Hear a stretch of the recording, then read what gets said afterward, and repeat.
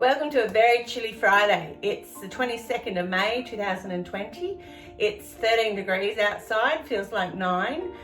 In my house, I've got the fire on. It is so hot, I'm quite warm actually.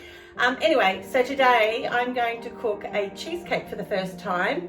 I've got the recipe from my all-in-one cooker recipe book, and a few people have asked me how much does that all-in-one cooker cost.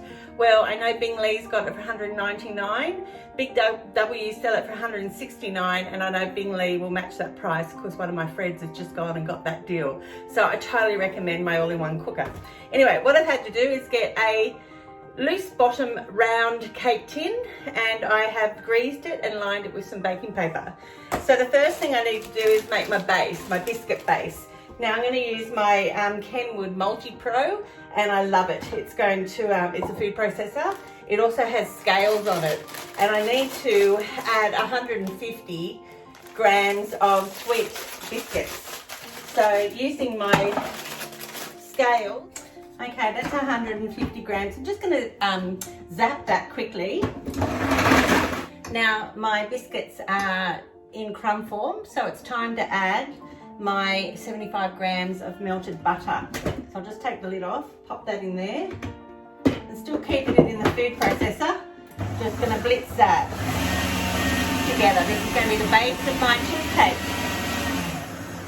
Okay, now my base is ready to press down into my cake tin.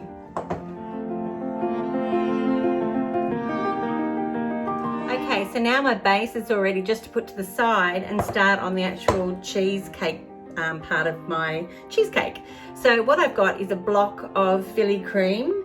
I've also used 3 teaspoons of corn flour, and I've also put in half a cup of sweetened condensed milk.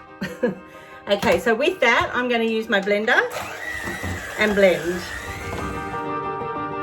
Okay, now that looks pretty smooth. To that I'm going to add 2 eggs. 1, just get that a little bit off there, can't waste it. 2, and then I've got half a cup of sour cream, so just going to add that to my mixing bowl.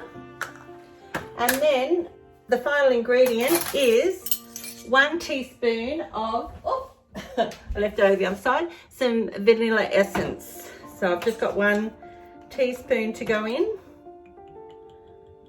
There we go. And then mix that up. Okay, so now it's time to pour my cheesecake top on to the base.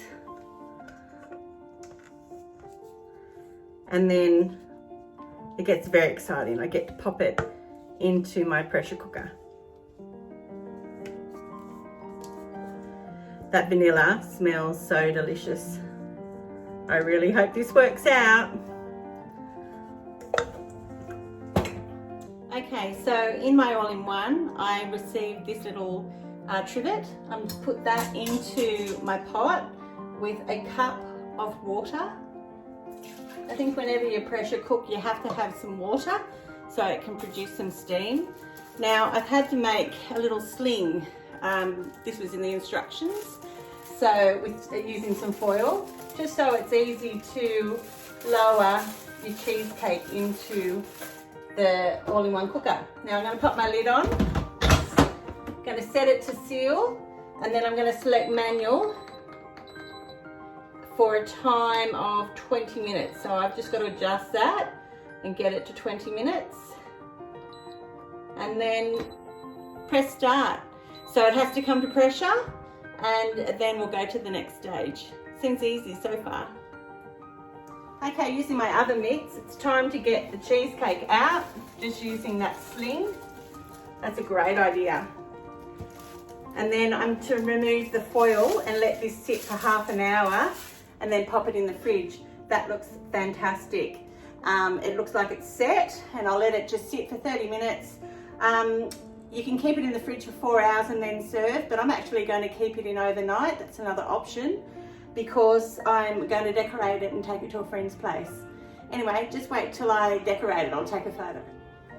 I'm so excited. I don't think I've made a cheesecake for probably 20 years.